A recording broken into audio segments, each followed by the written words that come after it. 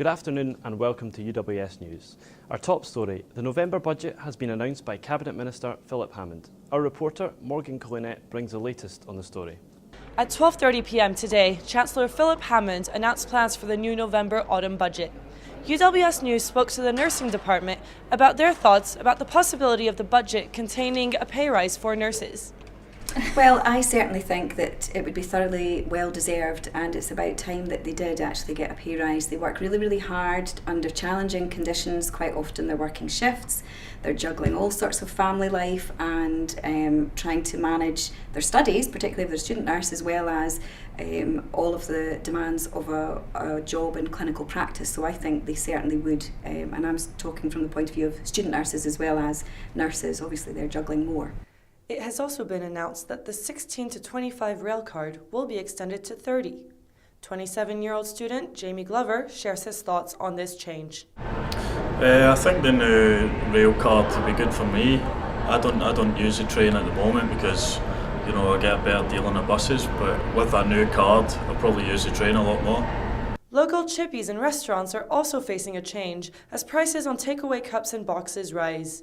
Restaurant manager Billy Douglas explains how this could affect customers. Well, it depends how much each company wants to take on that wee bit themselves. You know what I mean? A lot of likes of ourselves, we would take the hit for that personally. We wouldn't put that onto our customers. Maybe at a later date we'd maybe look at it, but it wouldn't be an initial impact on the customer. But it would be a gradual, progressive. This is Morgan Collinette reporting for UWS News. I'm now joined by our reporter Brodie Gettins to discuss the story further. So Brodie, what are the main changes in the budget? So some of the main changes that were announced this afternoon at the House of Commons include Brexit plans, housing and healthcare. And what do these changes actually entail?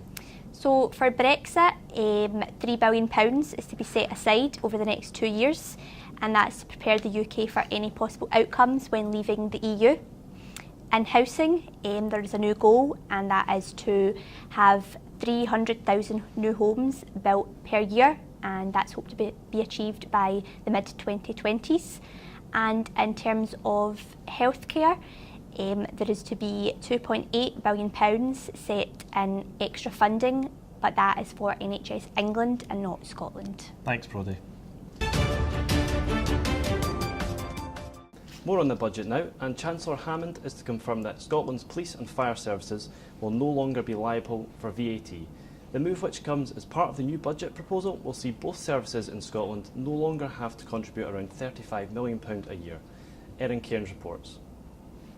UK Chancellor Philip Hammond announced in his budget today that Scottish Fire and Police Services no longer will have to pay VAT.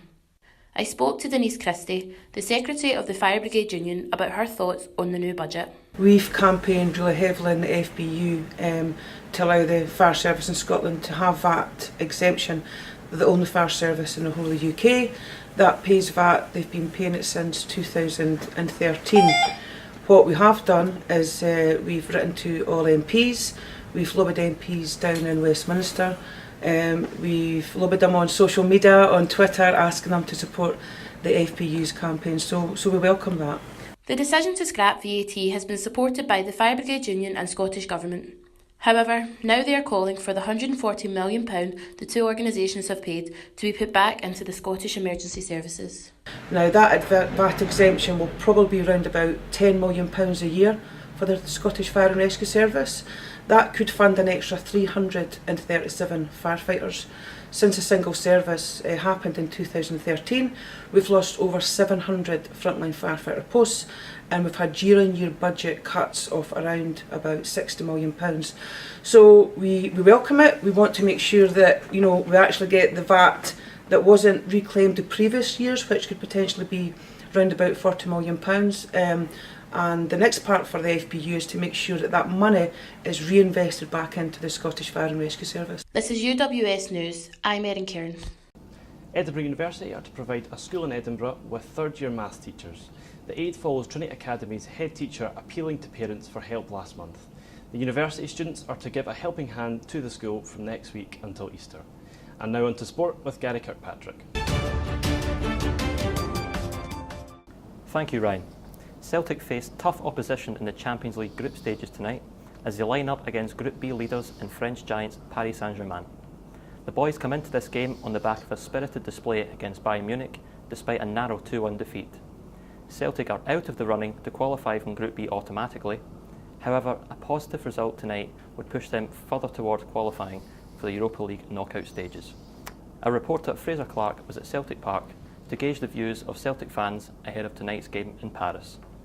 The last time Celtic played the world's most expensive strike force, they found themselves on the end of a 5-0 defeat here at Parkhead. But are the fans any more confident about getting a result tonight in Paris? I think we're really up against it. Paris Saint-Germain are a very strong side, and I'm not hoping for a great result at all. Not very confident. Dreaming of a win, but I don't think we'll win. The main thing is to finish third and win a cup on the weekend. If they qualify for Europa League, I'm going to put a small bet on. Pretty confident. Things are going good, and it's a good buzz. And Paris Saint-Germain, it doesn't really get much bigger, so yeah, we'll have a hope they're up for it, Group of death, everyone's saying, Celtic, not a hope, but you can't beat spirit, we might not have the multi-million, billion team, but it's in there and they have it in there, Brendan Rodgers has a big decision to make about who leads the line after Lee Griffiths returned from injury with a stunning winner at the weekend. So what would the fans do? Dembele. When Griffiths in, it was not working out, but I'll stand with that. I would choose Griffiths. I like both players, but I'll probably start with Dembele. So the fans we spoke to had a mixed range of opinions on how the game tonight could go. We'll find out when things kick off at 7:45 this evening. That was Fraser Clark reporting from Celtic Park. Aberdeen Football Club's proposed stadium move to the outskirts of the city is to have a greater economic impact than once thought. A new report published ahead of the council meeting has outlined new jobs, economic growth, and how the positives outweigh the negatives of the move. We have a reporter, Gregor Hynds, in the studio to discuss this matter further. Gregor, what is the status of the new stadium's proposals? Well, a few weeks ago, Aberdeen FC removed their initial proposal for the move to Kingsford and have redone it and put a more economic focus on the plans for moving to Kingsford, and have resubmitted it and are hoping to hear in early 2018 if it's going to be approved or not, with a public consultation hearing being held in the build-up to Christmas. And what exactly are the economic benefits of this move? Aberdeen believe that with the construction jobs being made available, there's a big emphasis in the next building stages for people to earn jobs. On top of that, with the new infrastructure and facilities going in, there'll be more chances for people to have jobs within Aberdeen and work in the area. On top of that, with match days, that's a guaranteed revenue for the area, with a lot of businesses benefiting from the increased amount of fans coming into the area. But there's still people against it, aren't there? Oh, heavily. The No Kingsford group are still very much against it. They still believe that Aberdeen should be looking to move somewhere else and that they've not got the right area. The big problem for them is that Aberdeen have addressed a lot of the issues that they've stated in the first proposal, and they're just worried that there's going to be a lot more hooligans in the area that takes away from the general niceness of that region of Aberdeen. Thanks for that, Gregor. And finally, Wigan Athletic footballer Ryan Colclough experienced a night to remember last night. After scoring twice in a league game against Doncaster, the midfielder was deliberately subbed off in time to witness the birth of his baby son in hospital. He later said it was a good night on and off the pitch, and that both his wife and his son are doing very well. That's all for now. From everyone here at UWS News, good afternoon.